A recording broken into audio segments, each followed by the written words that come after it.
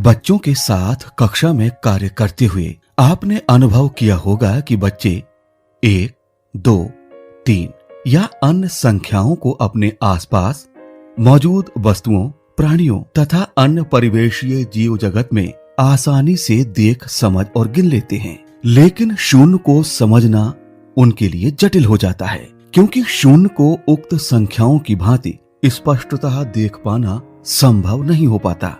कभी कभी बच्चे इस भ्रम में पड़ जाते हैं कि शून्य कोई अंक है या नहीं।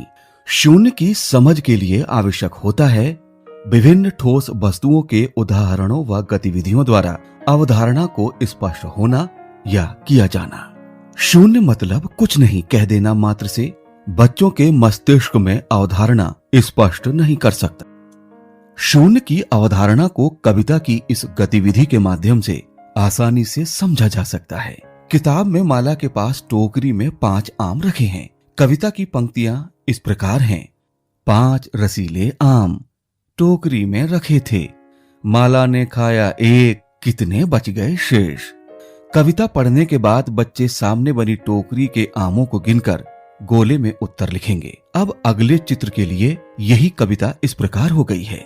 4 रसीले आम टोकरी में रखे थे, माला ने खाया एक, कितने बच गए शेष। इस तरह हर बार एक आम कम होता जा रहा है और अंत में टोकरी खाली हो जाती है, अर्थात अब टोकरी में कोई आम अवशेष नहीं है। इसलिए टोकरी के नीचे गोले में शून्य का चिन्ह लिखा है। इसे एक अन्य उदाहरण के माध्यम से भी समझ सकते हैं।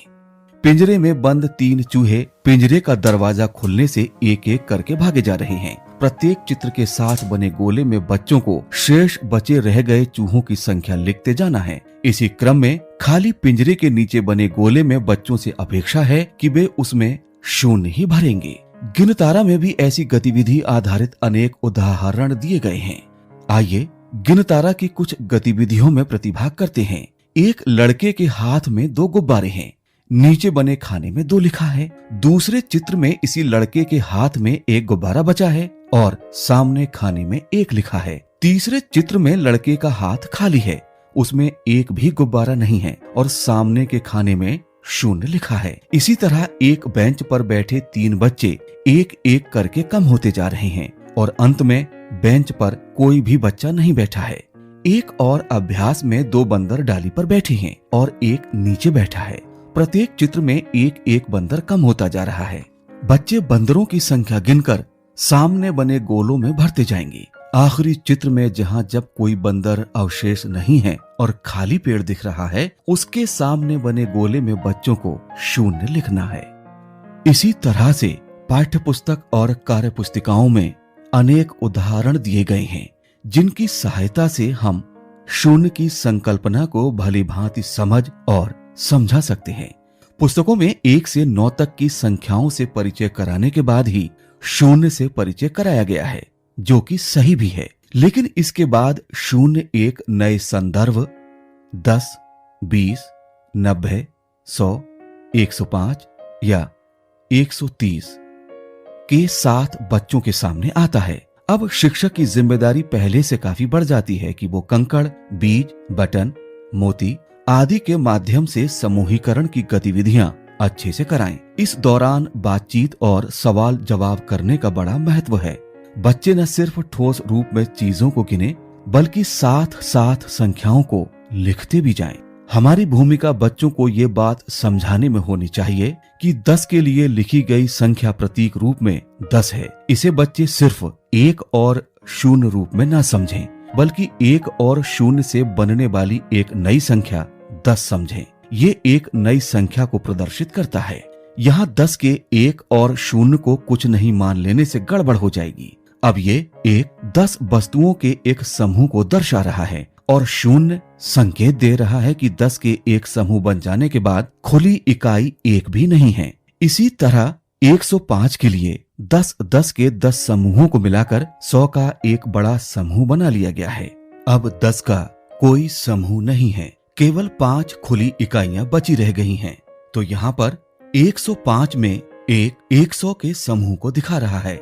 0 के मायने हैं कि 100 के ऊपर 10 का एक भी समूह नहीं है और 5 खुली इकाइयां हैं।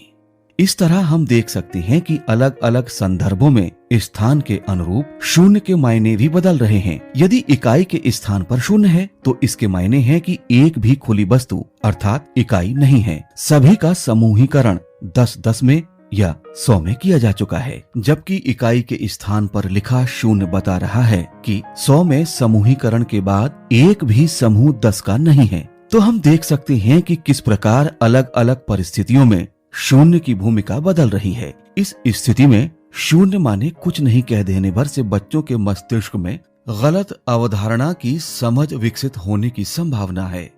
गतिविधि आधारित शिक्षण के माध्यम से इसे स्पष्ट करने की नितांत आवश्यकता है। साथ ही बच्चों को ये भी स्पष्ट करना आवश्यक है कि शून्य किसी स्थान विशेष पर किसी वस्तु विशेष की अनुपस्थिति को प्रदर्शित करता है। आइए कक्षाओं में कराए जाने वाले कुछ गतिविधि आधारित कक्षा शिक्षण देखते हैं, जो शून्य की अवधारणा को स्पष्ट करने में सहायक है। आप यहाँ पर कितनी गेंदें रखी हैं? 3 यानी 3 रखी हैं। अगर इसमें से एक और हटा दे तो अब कितनी बच गई हैं? 2 यानी 2 बची हैं। अब कितनी बची हैं? 1। अब ये एक गेंद जो बची है, अगर इसे भी हम हटा दें तो यहाँ कितनी गेंदें बची हैं? एक भी नहीं यानी कुछ भी नहीं बची है ना गेंदें। इसका मतलब हुआ यहाँ शून्य गेंदें हैं। कितनी है? शून्य गेंदें हैं। ठीक है, शून्य का मतलब होता है एक भी नहीं या कुछ भी नहीं। ठीक है, पहले यहाँ गेंदें रखी थी, अब यहाँ गेंदें नहीं है, तो यही होता है शून्य, कि पहले कोई चीज थी और अब वो नहीं है। इसका मतलब शून्य वस्तु हो गई। ठीक है,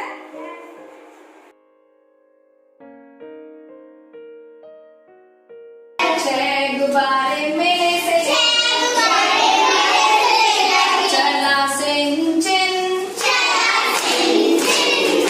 चला सिंचिन।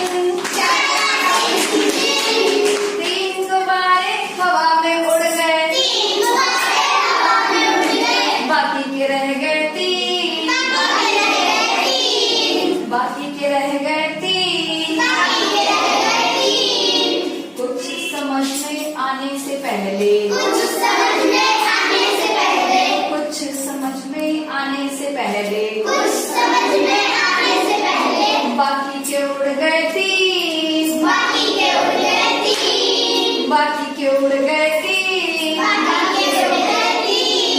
खाली हाथ शून्य गुब्बारे, खाली हाथ शून्य गुब्बारे, खाली हाथ शून्य गुब्बारे, खाली हाथ शून्य गुब्बारे, लेकर रह गए सिंचिन।